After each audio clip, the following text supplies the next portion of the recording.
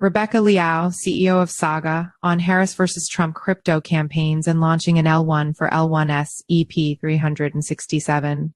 Adoption politics, Saga tech and politics. Veteran Rebecca Liao, CEO of Saga, gives us an L1 gaming, Web3, and crypto political playbooks. This one's a must-watch. Last updated September 6, 2024 at 1820 GMT 3. Author Fadilpašić about Author Seed specializes in writing factual and informative articles to help the public navigate the ever-changing world of crypto. He has extensive experience in the blockchain industry, where he has served. Author profile share. Copied last updated September 6, 2024 at 1820 GMT 3. Why trust Cryptonews? With over a decade of crypto coverage, Cryptonews delivers authoritative insights you can rely on. Our veteran team of journalists and analysts combines in-depth market knowledge with hands-on testing of blockchain technologies. We maintain strict editorial standards, ensuring factual accuracy and impartial reporting on both established cryptocurrencies and emerging projects. Our long-standing presence in the industry and commitment to quality journalism make Cryptonews a trusted source in the dynamic world of digital assets. Read more about Cryptonews. Cryptonews podcast host Matt Zahab sat for an exclusive interview with Rebecca Liao, CEO of Saga. A layer 1 to launch. Layer 1 second. Liao discussed the difference between the two main U.S. parties in their approach to crypto and why people shouldn't trust former President Donald Trump's support.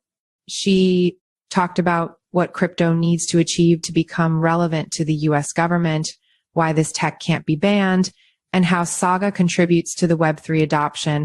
Big tech is in bed with U.S. Democratic Party. Liao is no stranger to the political game in the U.S., though she is focused primarily on Saga. You're never quite out of the game, she told us. Having been involved in the Joe Biden and Hillary Clinton campaigns in the past, she is currently helping out on the Kamala Harris campaign as well, though she can't share more about it at the moment. Interestingly, she says it's like there are two Rebeccas, depending on who is looking. Most crypto natives see her as the co-founder of Saga, but those in politics know her primarily as a foreign policy wonk. In addition to foreign policy work, she is also active in the national security policy sector, especially the intersection of defense and the technology industry. But the politicians know that the two worlds are starting to meld. Having said all that, with policymakers, it's a scratch the itch situation, she said. They search for that which most people need. And I hate to break it to the crypto crowd, but for most people in the world, foreign policy is still more top of mind than, say, straight crypto issues, she said. Furthermore, Vice President Harris and most people who would be serving in a potential administration are no strangers to tech. Harris grew up in the tech scene and is supportive of it. Big tech has been in bed with the Democratic Party for a very long time.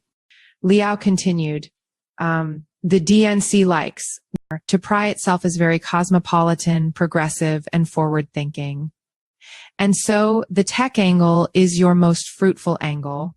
Therefore, she can help advise the party and potential administration in both the foreign policy and the crypto tech spheres. I think that there's definitely a play that crypto can make here, she noted.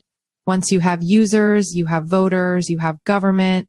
Many people believe that the Democrats are persecuting crypto, Liao opined. Even if that were true, banning a necessary product is not easy. TikTok is an excellent example, she said. Despite regulatory scrutiny and bans, even politicians will run to use an app if it provides value because it has critical mass in terms of adoption. And that's what the crypto industry needs, Liao argued. That's what we need to focus on, getting users in here, because once you have the users, you have the voters. Or once you have the voters, you have government. One of the things she has always insisted upon at Saga is to have broader cultural resonance. This is necessary for Web3 to really make it and get to the mainstream audience.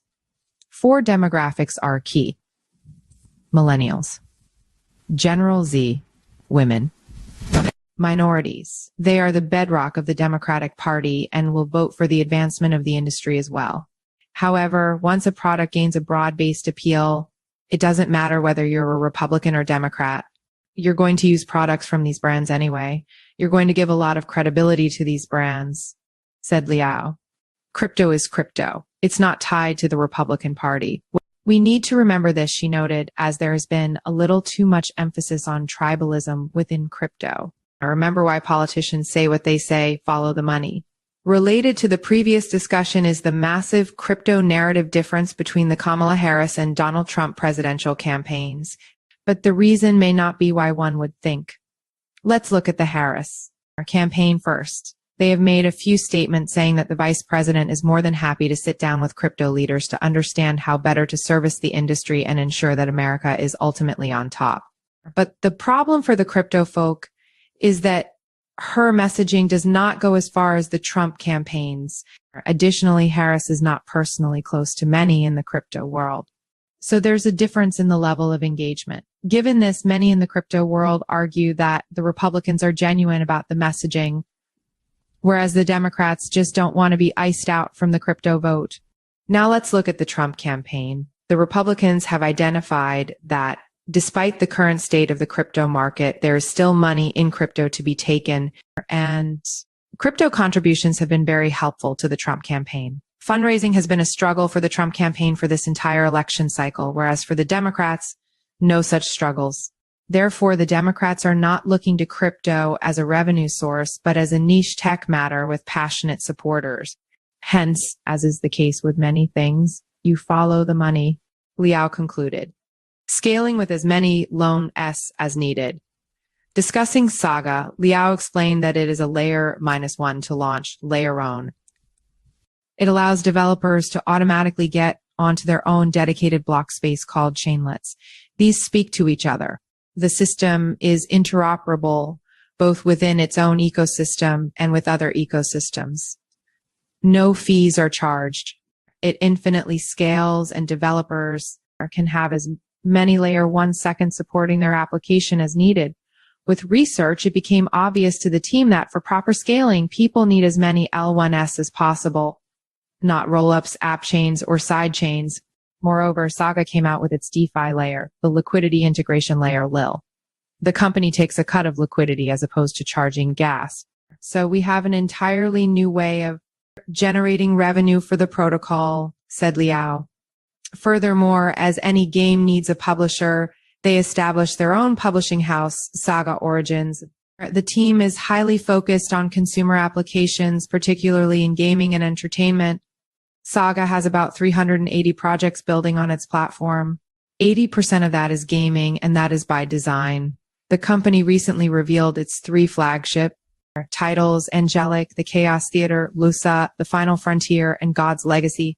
And there will be even bigger game reveals this fall, winter, and a lot of exciting titles heading into 2025.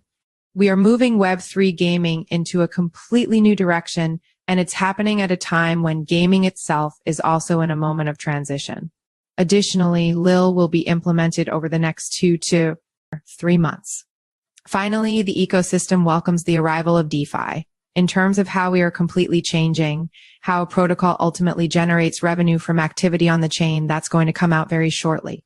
Liao said, it is a completely new way in which we solve liquidity fragmentation. That's not all. Liao also discussed game publisher Saga Origins and DeFi layer. LIL, creating infrastructure for the gaming and entertainment industries from the beginning, different aspects of how influencers and content creators ultimately play within the gaming industry, or what gamers and viewers seek from the content, and why designated Web3 streaming platforms are not currently needed, serving in Joe Biden's and Hillary Clinton's presidential campaigns, 2 kinds of U.S. presidential campaigns, and the current Kamala Harris campaign forming the best narrative for politicians to adopt crypto. You can watch the full podcast episode here about Rebecca Liao. Rebecca Liao is the CEO of Saga and an advisor to Sommelier Protocol, where she is designing their DAO. She is also the co-founder, advisor, and former COO of Scootchain, a currency-agnostic blockchain for global trade. Before Scootchain, she was director of business development and head of Asia for Globality, a SoftBank-backed business-to-business unicorn for AI-powered procurement of professional services. Liao was a member of U.S. President Joe Biden's 2020 presidential campaign, where she helped advise on China technology and Asia economic policy. She also served on Secretary Hillary Clinton's foreign policy team for her 2016 presidential campaign, where she was responsible for Asia trade and economic policy.